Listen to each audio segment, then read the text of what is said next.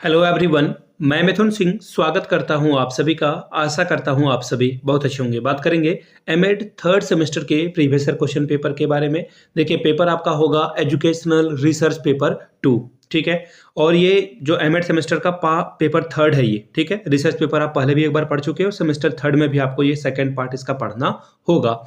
आगे बढ़े उससे पहले मैं बता दूं, अगर आपको एमएड सेमेस्टर थर्ड के पिछले 5 साल के क्वेश्चन पेपर चाहिए तो ये आपको 100 रुपए में प्रोवाइड कर दिया जाएगा, ताकि आप एग्जाम के पैटर्न को समझ सके कि एमएड में सवाल कैसे आते हैं। दूसरी बात, 299 में आपको सजेशन प्रोवाइड कर दिया जाएगा। सजेशन यानी कि वेरी वेरी इंपॉर्टेंट क्वेश्चन, ऐसे सवाल जो एग्जाम में बार बार आते हैं, फ्रीक्वेंटली पूछे जाते हैं, आपको प्रोवाइड कर दिया जाएगा। याद रखिएगा, ये जो क्वेश्चन आपको प्रोवाइड किया जाएगा इसके साथ आंसर भी होगा। जिस मीडियम में चाहते हैं उस मीडियम में आपको ये प्रोवाइड कर दिया जाएगा। हिंदी में चाहिए तो हिंदी में मिल जाएगा, इंग्लिश में चाहिए तो इंग्लिश में ये प्रोवाइड कर दिया जाएगा, ठीक है। और सजेशन के साथ साथ जो है एमसीक्यू अलग से मिलेगा, शॉर्ट क्वेश्चन आंसर अलग से, लॉन्ग अलग से आपको प्रोवाइड कर दिया जाएगा। यहाँ से मेरी ईमेल आईडी आप देख लें, yourmithunsingh@gmail.com पे आप मुझे मेल कर सकते हैं। इंस्टा पे अगर आप हो, डू फॉलो मी @imithunsingh। बाकी आप मुझे व्हाट्सअप कर सकते हैं 7979054474 पे। तो चलिए एमएड सेमेस्टर थर्ड के एजुकेशन रिसर्च पेपर नंबर 2 को देखते हैं, किस तरह के सवाल यहाँ पर पूछ लिए गए थे। ये रहा आपका paper, educational research paper number 2 2024 का ये क्वेश्चन पेपर है। वक्त मिलता है 3 घंटे का, फुल मार्क्स है 80 का। 80 में अगर आप 36 लाते हो तो इस एग्जाम को आप क्वालिफाई कर जाओगे। चलिए सेक्शन ए की ओर बढ़ते हैं। सेक्शन ए में देखिए ऑब्जेक्टिव टाइप के सवाल हैं, कितने 10। हर एक सही जवाब के लिए आपको 2-2 नंबर रिवॉर्ड के तौर पर मिलेगा। पहला सवाल, which of the following is not non probability sampling. देखिए पूछा गया है आपसे कि इनमें से कौन सा नन प्रोबेबिलिटी सैंपलिंग नहीं है, यानी कि वो प्रोबेबिलिटी सैंपलिंग है। तो देखिए ये जो है नन प्रोबेबिलिटी सैंपलिंग है, snowball sampling, quota sampling, accidental sampling, ये सब सारे क्या है, ये सारे जो है प्रोबेबिलिटी नन प्रोबेबिलिटी सैंपलिंग है। तो पूछा गया प्रोबेबिलिटी सैंपलिंग कौन है, तो ये याद रखिएगा स्टारफील्ड रैंडम सैंपलिंग जो है ये आपका प्रोबेबिलिटी सैंपलिंग है, ठीक है। अगला सवाल, what is the primary purpose of a content analysis in qualitative research. गुणात्मक शोध में विषय वस्तु विश्लेषण का प्राथमिक उद्देश्य क्या है, प्राइमरी जो मोटिव है वो क्या है। देखिए इसमें हम लोग क्या करते हैं, एनालाइज करते हैं टेक्सचुअल डेटा का। सबसे पहले प्राइमरी काम आपका यही होता है, तो ऑप्शन 2 आपका सही जवाब होगा। अगला सवाल देखिए क्या बोला गया है, the large stage of research process is. अनुसंधान प्रक्रिया का अंतिम चरण क्या है, अनुसंधान प्रक्रिया का अंतिम चरण क्या है। यहां से आप देख पाएंगे रिपोर्ट राइटिंग है पहला ऑप्शन, दूसरा है शोध डिजाइन, तीसरा है साहित्य की समीक्षा, चौथा है डेटा का विश्लेषण करना। तो देखिए पूछा गया है अंतिम, आखिरी बार आप क्या करते हो, तो आखिरी बार आप क्या करते हो, रिपोर्ट राइटिंग करते हो। सारी चीजों को देखने के बाद आप लिखते हो कि आपने क्या देखा क्या सुना। अगला सवाल देखिए क्या है, question number D, formulating of a hypothesis may not be necessary in. परिकल्पना निर्माण के लिए क्या आवश्यक नहीं है, आवश्यक नहीं है। तो देखिएगा ऐतिहासिक अध्ययन यानी कि हिस्टोरिकल स्टडीज के लिए यह आवश्यक नहीं है, तो ऑप्शन 3 आपका सही जवाब हो जाएगा।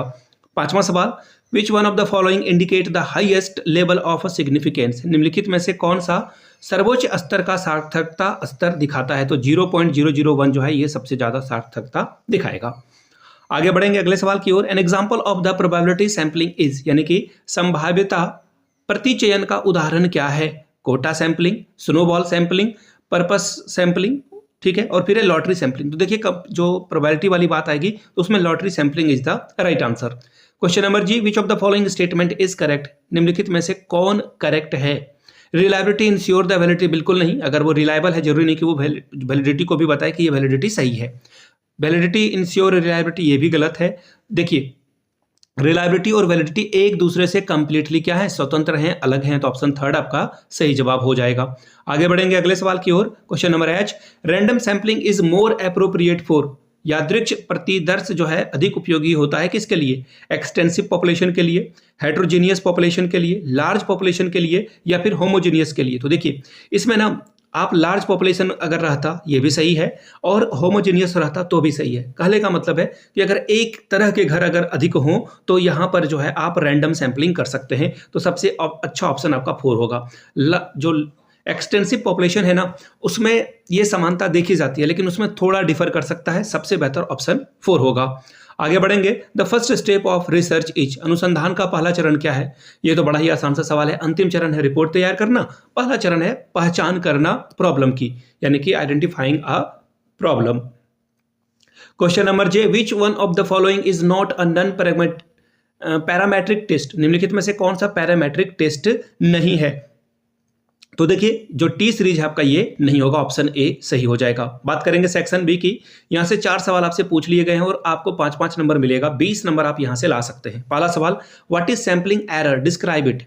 न्यायदर्श त्रुटि किसे कहते हैं, इसका वर्णन करें। Question number 3, describe the various types of interview, साक्षात्कार के विभिन्न प्रकारों का वर्णन कीजिए। चौथा सवाल, describe the use of a computer in data analysis, आंकड़ा विश्लेषण में कंप्यूटर के उपयोग का वर्णन करें। पांचवा सवाल, what are parametric test explain, parametric परीक्षण क्या है इसके बारे में बताएं। Question number 6, what do you understand by analysis of variance, discuss its utility, प्रसरण विश्लेषण से आप क्या समझते हैं, इसकी उपयोगिता को समझाइए। ठीक है। सातवां सवाल, सेक्शन सी में हम लोग आ चुके हैं, यहां भी 4 सवाल के आपको आंसर करने थे और इसके लिए आपको 10-10 नंबर यहां पर मिलता। याद रखिएगा 10-10 नंबर हर एक सवाल के लिए आपको मिलेगा और आपको 4 सवाल के आंसर आपको यहां पे करने थे। पहला सवाल, what do you mean by sampling, describe it's type and source, प्रति चयन से आप क्या समझते हैं, इसके प्रकारों और स्रोतों का वर्णन कीजिए। आठवां सवाल, explain the main step involved in test construction, परीक्षण निर्माण के मुख्य चरणों की व्याख्या कीजिए।